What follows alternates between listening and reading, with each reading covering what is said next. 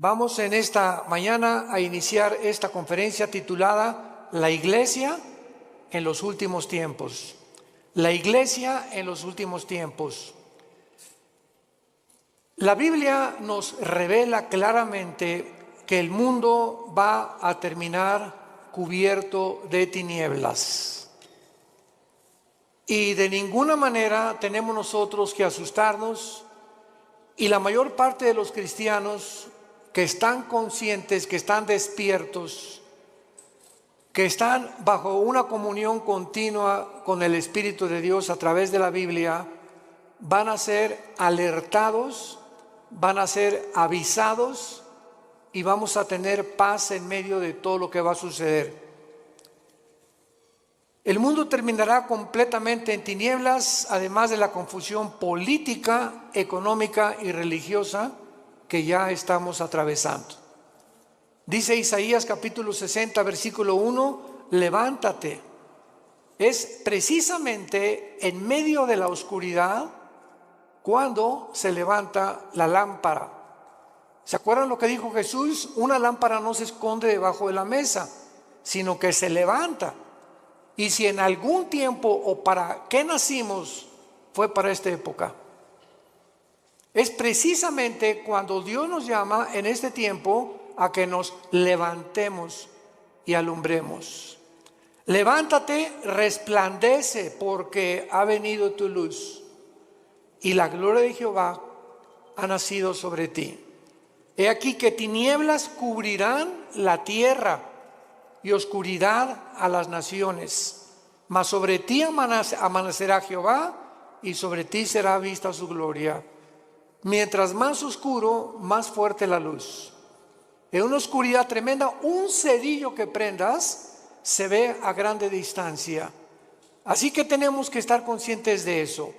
Pero lo más trágico es que estas tinieblas también alcanzarán la iglesia. Y vamos a ver de qué forma también los últimos tiempos que estamos viviendo, la oscuridad aumentará dentro de muchas iglesias, y voy a definir y a explicar claramente a qué iglesias se refiere la Biblia. Jesús dijo en Mateo 24:12, por haberse multiplicado la maldad, el amor se enfriará. Y no está hablando de los no cristianos, está hablando a los cristianos. Dios no espera que haya amor fuera de la iglesia, porque el mundo está completamente bajo el maligno. Por haberse multiplicado la maldad, por tantas cosas que están pasando, el amor de muchos cristianos se va a enfriar unos con otros. Habría frialdad, habría distanciamiento, y esto es lo más peligroso que podemos nosotros atravesar. Isaías 24, versículos 5 al 6, describe el mundo en los últimos tiempos. La tierra será enteramente vaciada y contaminada. Se destruyó, cayó la tierra, enfermó, cayó el mundo, enfermaron los altos pueblos de la tierra. Y a continuación del versículo 5 de Mateo 24 nos da 3 razones por las cuales el mundo ha llegado al punto donde nos encontramos, donde la ciencia, escuchen, ya no es ciencia. Cuando la misma ciencia dice que hay más de 3 o 4 géneros, es cuando la ciencia dejó de funcionar. Porque la biología y la genética nos dicen que solamente hay varón y hembra. Si tienes las cromosomas Y, eres varón. Si tienes las cromosomas XX, eres hembra, eres mujer.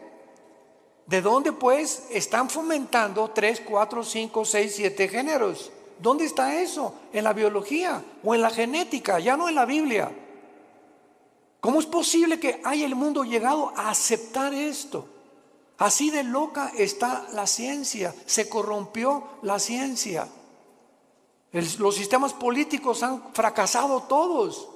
1991 el comunismo cae. Después de más de 60, 70 años, que fue un fracaso donde quiera que se practicó esta ideología, y el mundo continúa desenterrando esta ideología en los tiempos que vivimos, porque ya no encuentran los gobernantes qué sistema usar para gobernar el mundo. O sea, la política está completamente loca. ¿Qué acaso la historia nos enseña que debemos aprender de la historia o no aprendemos de la historia? Pues parece que esto es lo que ha sucedido, porque hemos visto un ejemplo en esta ideología que no funcionó. ¿Por qué entonces somos tan tercos de volver a desenterrarla? ¿Por qué la genética descubierta en 1954, el ADN, se comprueba científicamente que es imposible la teoría de la evolución? ¿Por qué seguimos insistiendo en enseñarles a nuestros hijos que venimos de chita, que somos el producto accidental de los animales? ¿Por qué son tan tercos los maestros universitarios cuando la misma ciencia contradice? Genéticamente es una imposibilidad la teoría de la evolución. Físicamente, la segunda ley de la termodinámica postula que todo tiene que llevar a una decomposición, a un deterioro. ¿Por qué se sigue enseñando entonces? ¿Cuál evolución? La biología enseña que los aminoácidos, que son los ladrillos de la vida, determinan que es imposible que una ardilla se convierta en conejo, ni un rinoceronte en un caballo. Hemos llegado, damas y caballeros, santos de Dios, a la locura total del mundo. El mundo está loco, loco, loco. En Lucas 18 Jesús dijo: cuando el Hijo del Hombre venga, ¿hallará fe en la tierra? Sin embargo, los cristianos, a pesar de todo esto que estamos atravesando, donde ya la gente no sabe qué es blanco y qué es negro, ya no sabe qué es bueno y qué es malo, ya no sabe qué es dulce y qué es amargo. Así está el mundo actualmente. Hay un relativismo total, filosóficamente, socialmente, antropológicamente, en todas las disciplinas académicas en las que el mundo se ha desarrollado en los últimos siglos. En el libro de Daniel, todos los que traigan su Biblia los felicito, porque son los entendidos. Precisamente ahí se ve, ya las iglesias están llenas de cristianos sin Biblia. Traen el Calimán o el Esto. El libro de Daniel nos muestra claramente hace 2600 años. Vean cómo la Biblia fue escrita con tantos siglos de anticipación, anticipándonos, porque Dios es el primero y Dios es el último. Entonces, si Dios es el primero y Dios es el último, Él es el único que nos dice cómo comenzó el universo, quiénes somos y a dónde terminará la humanidad. Y cuando sabemos a dónde terminará la humanidad, podemos prepararnos.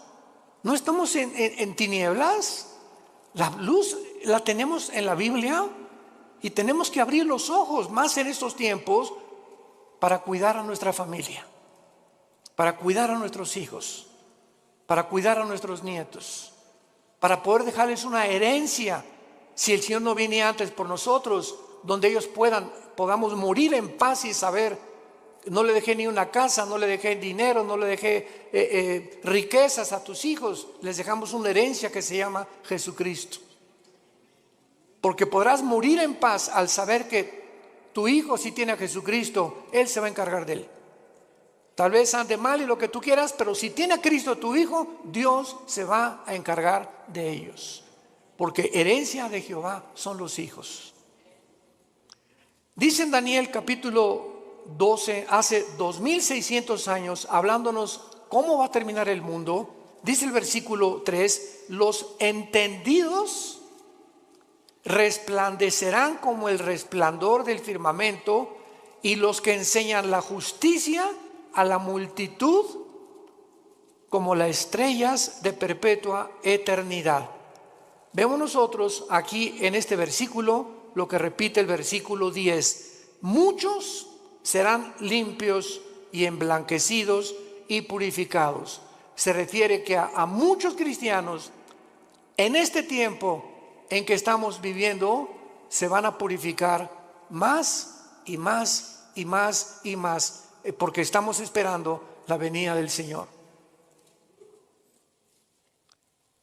Y dice a continuación: los impíos procederán impíamente, y ninguno de los impíos entenderá, pero los entendidos comprenderán. 2 veces el Espíritu Santo profetiza que en este tiempo los únicos que van verdaderamente a vivir sin temor, a vivir victoriosamente, a vivir levantando la luz de Cristo, son los entendidos. Y para que podamos acercarnos un poco más y profundizar, veamos quiénes son los entendidos en el libro de Deuteronomio capítulo 4 en el Antiguo Testamento, el mensaje que Moisés les dio a Israel antes de entrar a la tierra de Canaán. Veamos la sistematización y la sincronización sobrenatural de la Biblia. Como toda la Biblia es un solo espíritu, un solo pensamiento. Dice Deuteronomio 4, versículo 5: mirad que les he enseñado estatutos y decretos, como Jehová mi Dios me mandó, para que hagan en medio de la tierra en la cual entran para tomar posesión de ella. Guárdalos, guárdalos y ponlos por obra, porque esta es vuestra sabiduría y vuestra inteligencia ante los ojos de los pueblos, los cuales dirán: ciertamente pueblo sabio. ¿Y qué? Cuando tú obedeces lo que Dios te manda, te vuelves sabio y entendido. Es imposible que en los tiempos que estamos viviendo haya cristianos desobedientes. Tú sabes que como maridos debemos amar a nuestra esposa y ser fiel a ella. Como mujeres tienes que respetar a tu esposo y velar y orar por él. Como hijos, respetar a vuestros padres, porque es la primera bendición con promesa. Y cuando nosotros las cosas esenciales de la Biblia las comenzamos a vivir, entonces va a haber sabiduría para actuar y nos vamos a volver entendidos. ¿Por qué? Porque prestamos atención. En una escuela, ¿quiénes son los que sacan buenas calificaciones? ¿Quiénes son los alumnos? Los que siempre están poniendo atención a lo que el maestro está enseñando, ¿verdad? Pero los que están con el avioncito y por aquí, por allá, y platicando con Rosita, y picando, y Pepe, Juan, Juanito, ponme atención, Pepito. Esas personas, esos estudiantes, cuando llegan los exámenes, porque nunca estuvieron atentos a lo que se les explicaba, van a reprobar. Estos son los entendidos, los que están poniendo atención a lo que Dios les dice.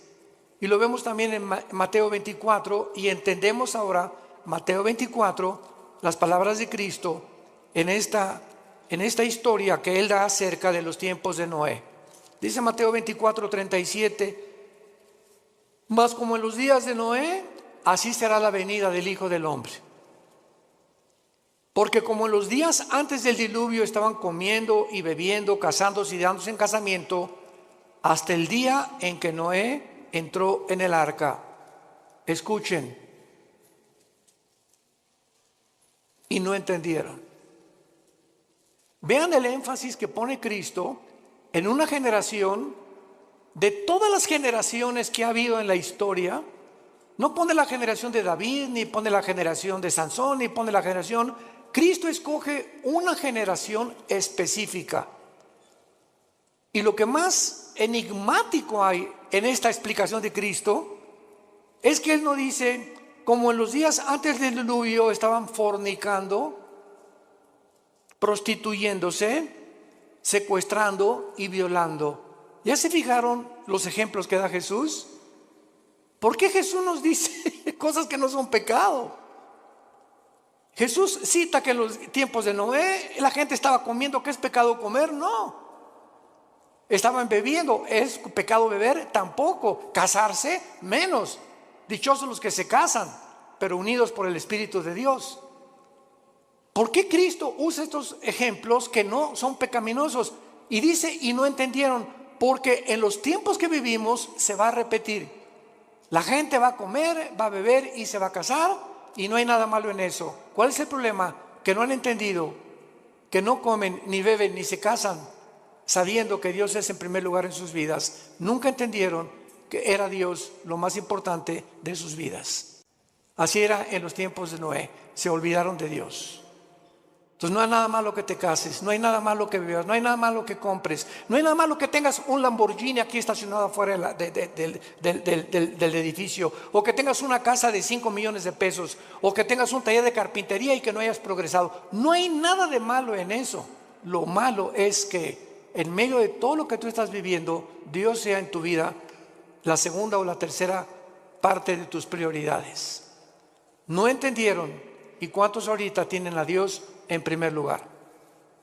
Es cuando tienes a Dios en primer lugar en tu vida, cuando te levantas y lo primero que haces es venir a este libro en las mañanas y comenzar a leer los salmos, proverbios, hincarte y llorar con Dios y buscar en las escrituras, porque el poder, lo compartimos ayer en el coffee break, la Biblia tiene un poder que no tienen los libros de Platón, ni de Aristóteles, ni de Mahatma Gandhi, ni de Confucio, ni de Buda, porque son libros que si lees a Aristóteles y Platón, pues te da intelectualidad, y si lees a Mahatma Gandhi y a Confucio te da altruismo, y si lees libros de nutriología te da capacidad para cuidar tu cuerpo, pero ninguno de esos libros te cambia.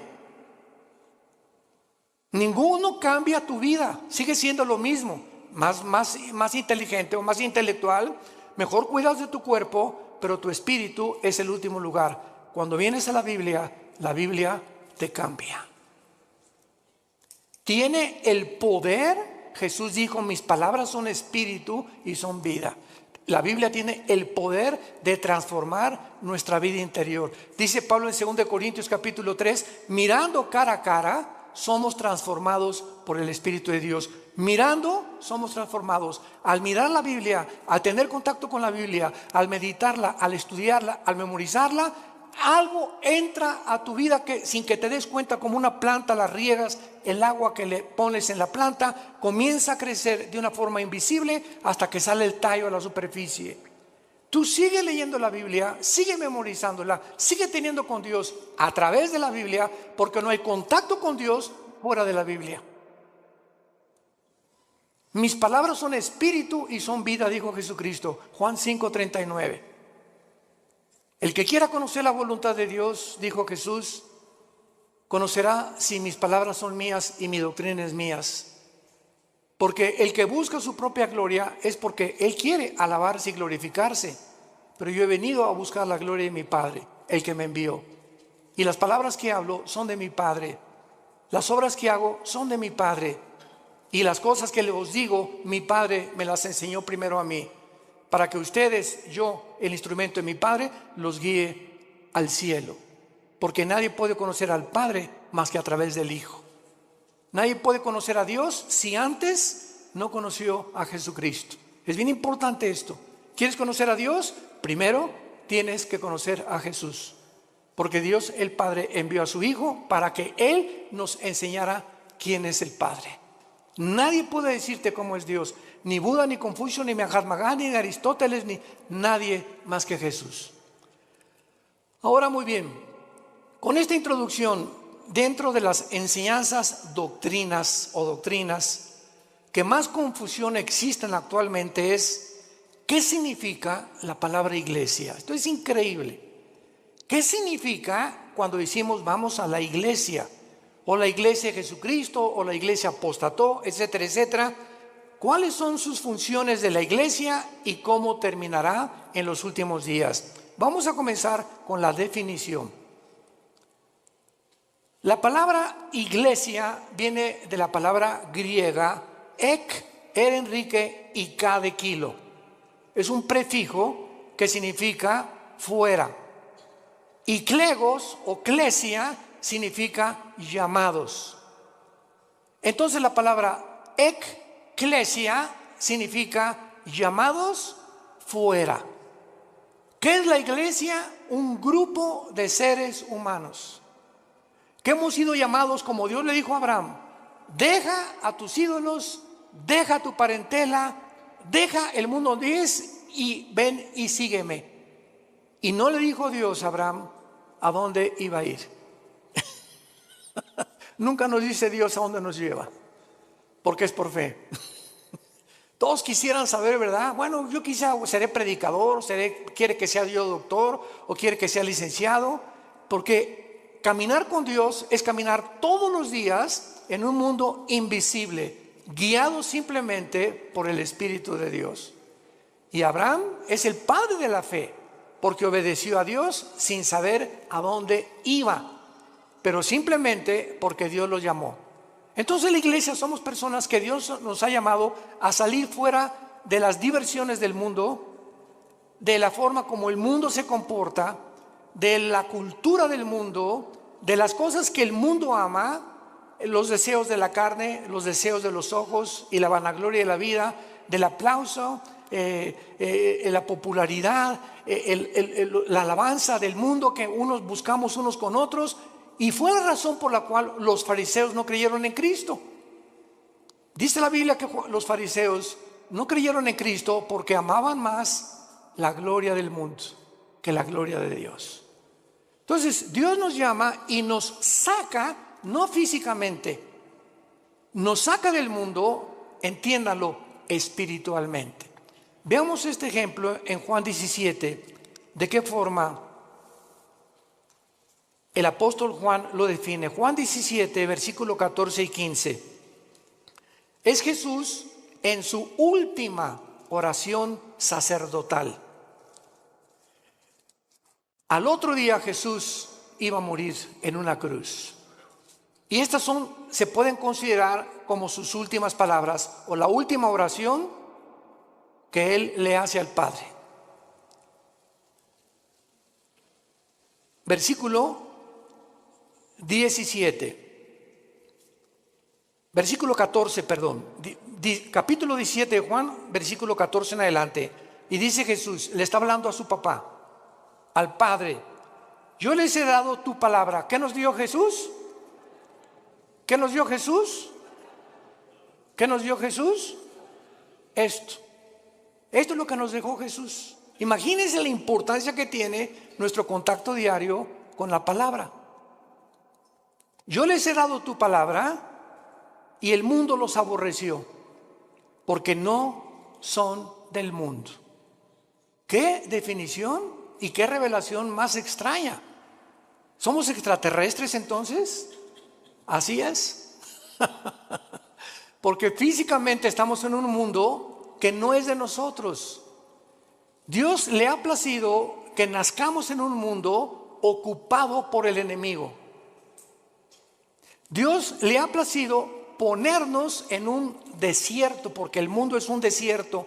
No tiene nada que ofrecernos el mundo, como Dios puso a Israel cuando lo sacó del mundo que es Egipto a un desierto. Entonces estamos en un desierto, en un mundo donde hay serpientes y escorpiones, sequedad, vaciedad, sed, hambre, donde no hay nada en ese desierto que nos pueda proveer o nos pueda traer una verdadera satisfacción. Y fue lo que Dios les quiso enseñar a los judíos en el desierto. ¿Por qué los sacó por ahí? Dice Deuteronomio 8, para saber que ustedes sepan que yo soy Dios. Nunca les faltó el agua, nunca les faltó un sastre, nunca les faltó una botella de Bonafón, nunca les faltó los zapatos, no les faltó dentista, no les faltó médicos, no les faltó nada en un desierto donde no hay Kmart, ni tampoco Comer, ni tampoco consultorios, ni tampoco tiendas, ni zapaterías, en un mundo donde Dios quería mostrarles que Él es suficiente para proveernos todo lo que necesitamos.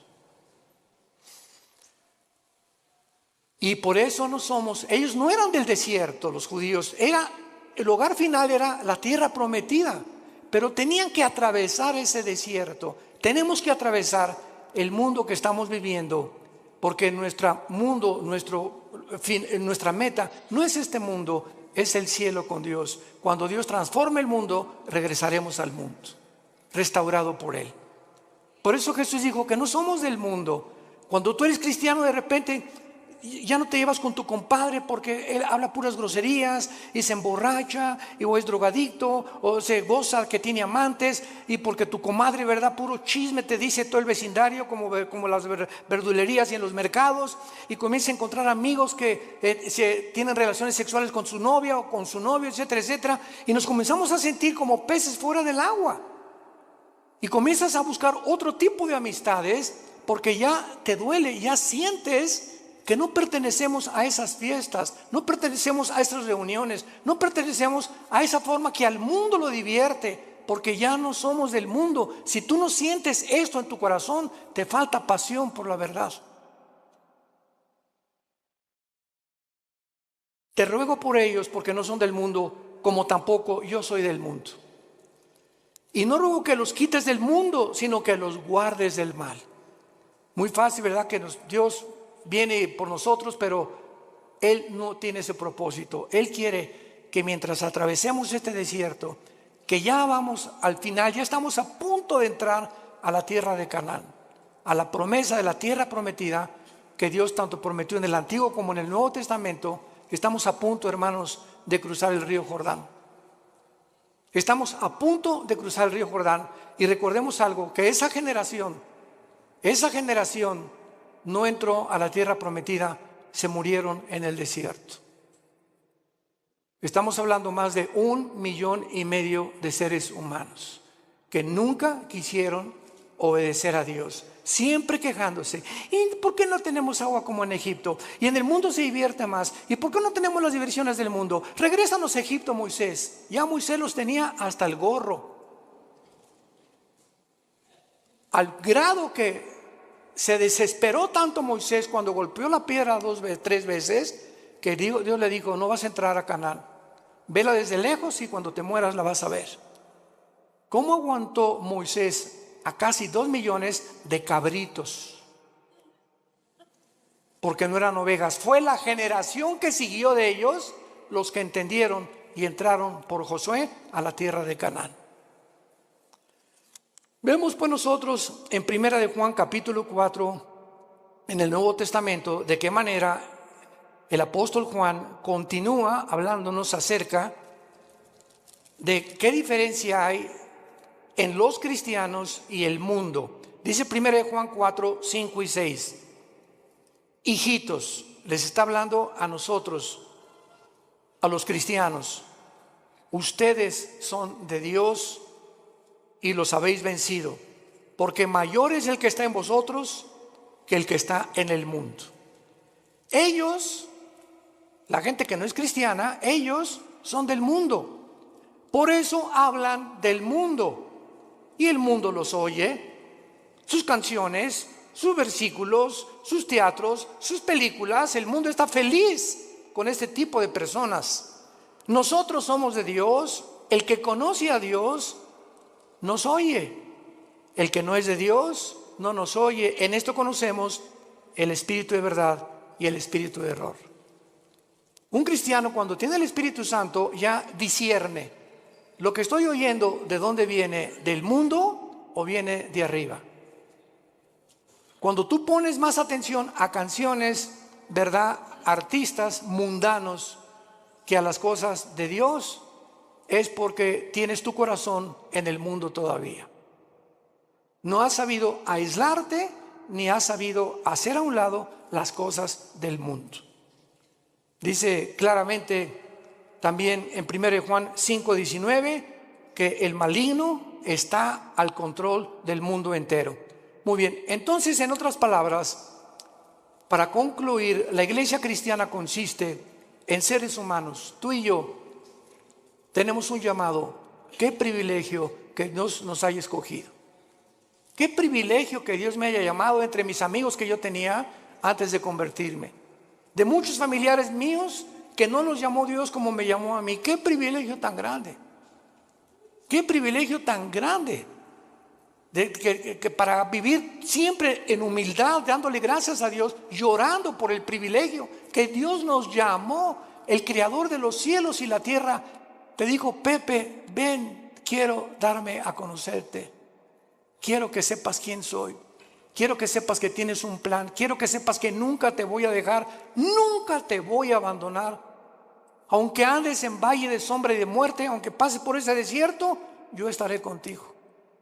No temas, no temas, y aun cuando mueras, continuarás comiendo en mi mesa.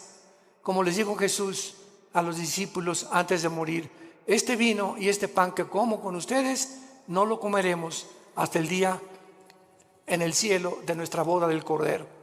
Jesús sabía que a las 9 de la mañana lo iban a crucificar el día anterior, y fue la última cena. Jesús sabía cuándo iba a morir, y Jesús sabía que lo que iba a comer lo iba a volver a comer algún día, diciéndole a los discípulos: pero no se pongan tristes ni se perturbe su corazón, nos vamos a volver a ver. Esta es la esperanza a la que Dios nos ha llamado a todos los que Dios ha escogido para seguirle. Ahora veamos el origen de la iglesia. La iglesia no existía en el Antiguo Testamento. Esto es básico en la teología cristiana. Ustedes que ya están en teología, la iglesia no existía en el Antiguo Testamento. Veamos en Efesios capítulo 3 cómo Pablo nos lo revela. Efesios capítulo 3, versículo del 1 al 6. Por esta causa yo, Pablo, prisionero de Cristo y Jesús por vosotros, los gentiles, si es que habéis oído de la administración de la gracia de Dios que me fue dada para con vosotros, que por revelación me fue declarado el misterio, como antes lo he escrito brevemente, leyendo lo cual pueden entender cuál sea mi conocimiento en el misterio de Cristo. Misterio que en otras generaciones, está hablando del Antiguo Testamento, no se dio a conocer a los hijos de los hombres, como ahora es revelado a sus santos apóstoles y profetas por el Espíritu. ¿Cuál es este misterio, Pablo? Versículo 6, que los gentiles son coherederos y miembros del mismo cuerpo y copartícipes de las promesas de Cristo por medio del Evangelio. En el Antiguo Testamento los judíos se enorgullecieron, le dijeron a Cristo: somos descendientes de Abraham, pero no hijos de Abraham. Descendían genéticamente, pero nunca se habían convertido al Dios verdadero. Entonces, qué maravilloso que ahora los judíos, fue un caos en el libro de los Hechos, que de repente los gentiles, los que no eran judíos étnicamente, comenzaban a convertirse. Y esto causó hasta pleito entre Pedro y entre Pedro y entre Juan y entre Santiago y entre los apóstoles de Cristo, porque decían: es que no podemos ni sentarnos a comer con los gentiles. Este concepto tenían de los gentiles, que no eran los cristianos.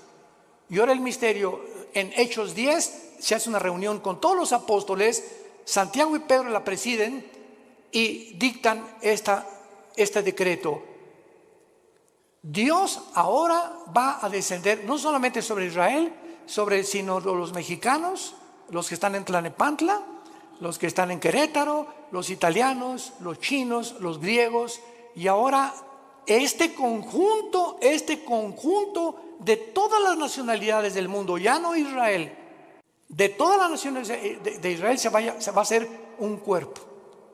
Para que lo podamos entender, Cristo es la cabeza, y va a haber cristianos que son la mano, otros la nariz, otros la boca, otros el pecho, otros las piernas. Somos como un cuerpo.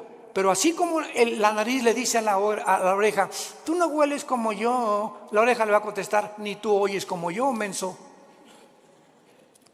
Para que no haya, dice 1 Corintios 12, desaveniencia entre nosotros, y nunca nos enorgullezcamos de que alguien tiene más que otros. Esta es la razón por la cual en la iglesia hay denominaciones: bautistas, presbiterianos, nazarenos, Viano para el Mundo, carismáticos, pentecostales, etcétera, etcétera. Pero ¿qué es lo que nos une? Aunque hay diferencia en ciertas doctrinas no esenciales, lo que nos une es el amor. El amor. Porque cuando alguien dice que yo soy bautista y es pentecostal, y comenzamos a hacer diferencia olvidándonos que cuando Pablo perseguía a la iglesia, se le apareció Cristo y lo tumbó del caballo. ¿Y qué le dijo Jesús a Pablo? ¿Por qué me persigues? Jesús se estaba identificando con los que le seguían.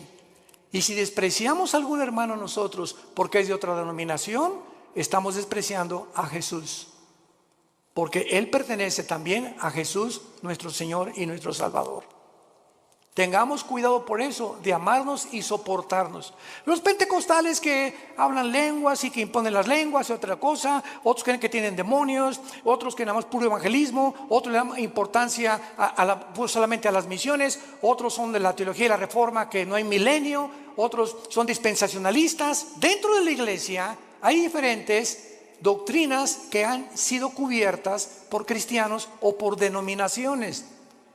Pero lo que nos une no son las doctrinas no esenciales, sino si tú crees que la Biblia es la palabra de Dios, si tú crees que la salvación es por la gracia, sin ninguna obra, si tú crees que es por la sangre de Cristo el perdón de nuestros pecados y que a los 3 días resucitó y vamos a resucitar, no me importa lo que el letrero de la botella, presbiteriano, nazareno, bautista, no me importa lo que la botella diga, me importa lo que la botella tiene dentro. El contenido en tu vida, si tienes a Jesús, eres mi hermano y te debo de amar. Y si no estoy de acuerdo contigo, no lo vamos a estar todavía, nos vamos a poner de acuerdo tal vez ahí arriba. Pero mientras estamos aquí vamos a soportarnos y vamos a perdonarnos, porque el amor cubrirá todas las faltas. Y la ley se cumple con el amor a los demás. Entonces, este es el origen de la iglesia. La iglesia es una nueva entidad que no existía en el Antiguo Testamento. Es el cuerpo de Cristo. Veamos cómo se formó este cuerpo en Pentecostés, pero lo explica Pablo en 1 Corintios capítulo 12, versículo 13. 1 Corintios 12, 13. ¿Cómo se forma esta nueva entidad que no existía en el Antiguo Testamento? Dice así: porque por un solo espíritu fuimos, ¿cuántos? Todos bautizados en un cuerpo. ¿Cuál es el cuerpo? El cuerpo de Jesucristo. Sean judíos o griegos, esclavos o libres, a todos se nos dio a beber de un mismo espíritu. Esto se llama el bautismo del Espíritu Santo. En el momento en el que tú recibes a Cristo, el momento que ayer tuvimos 40 y tantas decisiones ayer, fue una bendición el coffee break, démosle gracias a Dios y oremos por estas 42 decisiones que ayer pidieron a Cristo entrar a sus vidas. En ese momento, ayer los que pidieron a Cristo, en ese momento, sin que ellos sepan, nacieron de nuevo. Algo extraño espiritual en el mundo invisible sucedió dentro de sus vidas, que fue sembrada una semilla que venía de aquí. Si no viene de aquí, tú no puedes nacer de nuevo. Dice 1 Pedro 1:23, siendo renacidos por la semilla incorruptible que es la palabra de Dios, y la fe es por el oír y el oír por la palabra de Dios. Entonces una semilla es sembrada y esa semilla tiene que ser regada, tiene que crecer. Si realmente está la semilla dentro de ti, tiene que crecer. Y el que puso esa semilla fue la Biblia y el Espíritu Santo. Él es el agente del Espíritu Santo el que pone esa semilla. Y cuando dice la Biblia que somos nacidos de nuevo, también somos regenerados. En el momento de la conversión, naces de nuevo, sufres una regeneración, pasas de las tinieblas a la luz sin que todavía te des cuenta. Pasas de la muerte, donde tú te encontrabas separado de Dios, ahora a volver a vivir espiritualmente. Estabas muerto espiritualmente, ahora vas a vivir espiritualmente. Y además ahora vas a formar parte del cuerpo de Cristo mediante el bautismo del Espíritu Santo. La palabra bapto en el griego, bautismo, significa identificación, unión o amalgamiento. O sea, el Espíritu Santo agarra a Pepe aquí está Cristo. Vean esto es un misterio impresionante descrito en Efesios 5. El Espíritu Santo agarra a Pepe y lo pega, lo une al cuerpo de Cristo. Y este cuerpo que estamos en Cristo no existía antes en el Antiguo Testamento, porque no había formado. Cristo ni el Espíritu Santo había descendido para morar permanentemente en los hombres. En el Antiguo Testamento el Espíritu Santo venía sobre Sansón. Muchos creen que Sansón tenía así músculos como Rambo, ¿verdad? Pero, o sea, entonces le atribuiríamos la fuerza a sus músculos. Pero Sansón era como común y corriente. Pero cuando el Espíritu Santo venía sobre Sansón, la fuerza de Sansón no era muscular, la fuerza de Sansón era espiritual. Y agarraba a los leones como si fueran cabritos. Cargó una puerta de casi 200 kilos y mató a más de 150, 200 filisteos con la quijada de un burro. Pero en el momento en que Sansón se fue tras Dalila, ¿saben lo que significa Dalila? La que debilita. Una mujer es capaz de debilitar a cualquier hombre. Cuidado, varones. Sansón se olvidó de Dios y de los mandamientos de Dios, fue seducido por Dalila, y cuando Sansón le dice a Dalila, agarra mi pelo, ¿verdad? Y peíname, ella le corta el pelo, porque Dios le puso el símbolo de su fuerza en su pelo. Y cuando Sansón se despierta, todo esto está en el libro de los números, de los jueces en el Antiguo Testamento, capítulo 13. Sansón lo agarran los filisteos y lo amarran, y Sansón ya no pudo romper las lianas. Y dice la Biblia, porque no sabía que el Espíritu Santo lo había abandonado. Cuando David tenía el Espíritu Santo, escribió el Salmo 22. Dios mío, ¿por qué me has separado? Horadaron mis manos y mis pies, sobre mis ropas echaron suertes, me miran como toros de Basán. David, 1000 años antes de Cristo, escribió la crucifixión. Y cuando estaba el Espíritu Santo en él, era inspirado para escribir las profecías. Pero el Espíritu Santo se iba de David, y David era como cualquier hombre, como tú y como yo. Ahora no. Ahora dice 1 Corintios 6:19, ¿que no saben que ustedes son ahora el templo del Espíritu Santo? Ahora somos nosotros, ya no hay tabernáculo, ya no hay en los edificios, nunca, por el amor de Dios, le llamamos a la iglesia. La iglesia somos nosotros, las personas. Los edificios los cambiamos en teatros, en un salón auditorio, uno construido. La iglesia somos nosotros. No hay, vamos al templo, otros dicen pásenle al altar. Por el amor de Dios, el altar somos nosotros ahora. Ya no hay ningún altar físico, visible. Ahora somos nosotros el altar de Dios, porque el altar de Dios, donde se ofrecen sacrificios, ahora tú los ofreces espiritualmente, ya no físicamente, matando un borrego o un cordero. ¿Me van entendiendo? Qué importante es que tengamos estas verdades que son bíblicas. Ahora vamos a Romanos 6, y ahí se nos explica, ya sin ninguna dudas, todo el procedimiento del nacimiento tuyo, mi nacimiento, en un mundo donde nosotros no pertenecemos.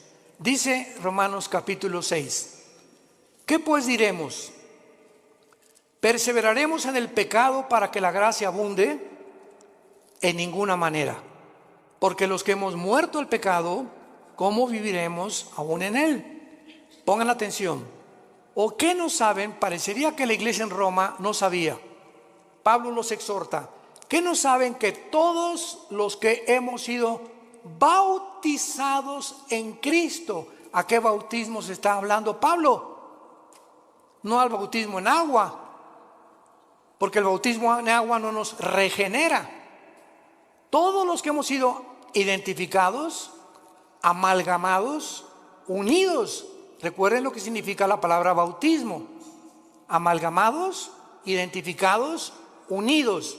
Y lo traducimos así para que tengas mejor entendimiento. ¿Qué no sabes? Que todos los que hemos sido unidos en Cristo Jesús, hemos sido unidos en su muerte. ¿Qué significa esto? Que hace 2000 años, cuando Jesús murió en la cruz, tú estabas ahí. Yo estaba ahí. Estábamos en Cristo cuando Él moría, moríamos juntamente con Él. Pero ¿cómo puede ser cierto esto, hermanos, si yo nací 2000 años después? Espiritualmente, el mundo invisible nos es revelado, porque en el momento en que moría Cristo, Dios sabía que tú y que yo lo íbamos a recibir. Y ya estábamos en Cristo, en esa cruz. Por eso cuando recibes a Cristo, Él muere, con su muerte paga tus pecados, dándonos a entender que tú y yo moríamos, pero ahora Él moría en mi lugar porque yo no los podía pagar. Qué tremenda revelación, ¿verdad? Porque son versículo 4, pero no solamente queda ahí. Además, somos sepultados con Él para muerte por el bautismo. Cuando nacemos de nuevo, el Espíritu Santo nos pega con Cristo, morimos con Cristo. Cuando Cristo fue enterrado, tú y yo fuimos enterrados con Él. Ahora lo explico. A fin de que como Cristo resucitó de los muertos por la gloria del Padre, así tú también andes en vida nueva. Un cristiano que recibe a Cristo, ha muerto con Cristo, ha sido enterrado con Cristo. Y si hemos sido enterrados es porque el antiguo Pepe, la antigua Carmelita, el antiguo Armando murieron cuando yo recibí a Cristo. Yo estoy muerto a los ojos de Dios ya. Ya Dios no tiene nada contra mí. Absolutamente nada contra mí, porque me ha recibido por gracia y me ha dado lo que yo no merezco. Y lo que me queda por vivir ahora, aunque ya por eso la salvación no se puede perder, porque ya fuimos muertos, enterrados y resucitados con Cristo, estamos unidos con Él eternamente. Ahora simplemente nos queda crecer en la gracia y el conocimiento de Dios y obedecer a Dios para que las bendiciones que iban a tener en Canaán en el Antiguo Testamento, las tengas en esta vida. Y en la nueva vida, cuando entres a Canaán, no seas descalificado para servir a Dios. ¿Van entendiendo esto? Muchos dentro de 2 o 3 años lo van a entender. No importa, pero los que son inmaduros todavía en Cristo y los que son niños en Cristo, esto les sirve para ir dándose cuenta la profundidad de lo que es la vida cristiana. Y dice el versículo 5, porque si fuimos plantados juntamente con Él, fuimos, está en tiempo pasado este verbo, fuimos plantados con Él en la semejanza de su muerte, lo seremos en la de su resurrección. Si ya realmente hemos muerto con Cristo, sepultados con Cristo y resucitados con Cristo, nuestra garantía es volver a vivir. Y esto nos habla claramente que fue efectuado mediante el bautismo del Espíritu Santo, cuando fuimos bautizados con Cristo en el momento de la conversión. Durante muchos años, desgraciadamente, se enseñó, yo pasé esa época, el siglo pasado, los 80s, 90s, donde decían a los que ya eran cristianos, pasen a recibir el bautismo del Espíritu Santo. Si pasas a recibir el bautismo del Espíritu Santo es porque no eras cristiano, pero si eres cristiano no necesitas recibir nada, estamos completos en Él, dice Colosenses capítulo 2. No hay nada que nos falte ya de recibir de Dios, ni hablar en lengua, ni el bautismo del Espíritu Santo. Lo único que nos hace falta es crecer en la gracia y su conocimiento. Cuando un niño nace, no nace sin una pierna, sin un hígado, sin un pulmón. El niño nace completito. Y si nace incompleto es porque hay un problema grave en él. Y cuando Dios hace una obra, no la hace imperfecta, la hace perfecta. Hemos nacido y hemos sido perfeccionados ante los ojos de Dios. Y dice Efesios 2, que ya estamos sentados junto con Dios en las alturas. Ya estamos allá arriba, sentados juntamente con Él.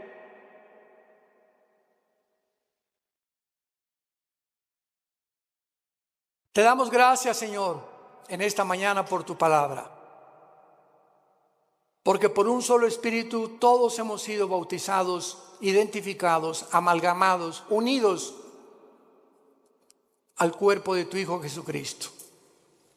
Te damos las gracias porque Él ahora es nuestra cabeza y nosotros miembros unos de otros en particular, para que no haya desaveniencia entre nosotros y podamos amarnos y soportarnos como nosotros lo debemos hacer por amor a tu muerte en la cruz. Te damos gracias, Señor, porque estamos en un mundo infectado, enfermo, que se están autodestruyendo los seres humanos a nuestro alrededor. Y ahora nuestro deber es alumbrarlos, sacarlos de la podredumbre donde se encuentran, del pecado donde han vivido, mostrándoles que tu gracia es más que suficiente para transformar la vida de cualquier persona que quiera obedecer a la fe, obedecer el Evangelio. Oramos al Dios y Padre de Jesucristo nuestro Señor, que nos ha hecho renacer para una esperanza viva por medio de la resurrección de Jesucristo entre los muertos. Que todos ustedes permanezcan fieles hasta el fin en la esperanza a la que todos hemos sido llamados. Que Dios les dé un espíritu de revelación, alumbrando los ojos de vuestro entendimiento, para que comprendan esta esperanza maravillosa que se llama Jesucristo. Él es nuestra esperanza bienaventurada. Y que conozcamos la supereminente grandeza del poder que lo levantó de los muertos, porque es el mismo poder que está actuando dentro de tu vida y de mi vida. Descubre este poder, hermano y hermana en Jesucristo. Descubre el poder inmenso que Dios nos ha dejado. Y mientras vivas creyendo y obedeciendo, Dios te levantará más pronto del lugar donde tú te encuentras, para que te conviertas en una antorcha en tu lugar de trabajo, en tu escuela o en tu universidad, y podamos guiar a la gente que queda y que va a recibir pronto al anticristo, arrebatarlos del fuego eterno por la gloria de Dios. Si alguna persona en esta mañana quiere recibir a Cristo por primera vez, ser unido con Él en su muerte, en su entierro y en su resurrección, dile estas palabras con todo tu corazón. Señor mío y Dios mío, perdona mis pecados. Creo que en la cruz pagaste por ellos y que a los 3 días resucitaste de los muertos. Y como creo que vives, Señor Jesús, ahora te pido en este instante a que entres a mi vida. Te recibo como mi Señor. Gracias por darme la vida eterna y haberme hecho renacer mediante la predicación de tu santa palabra. En el nombre de Jesús. Amén.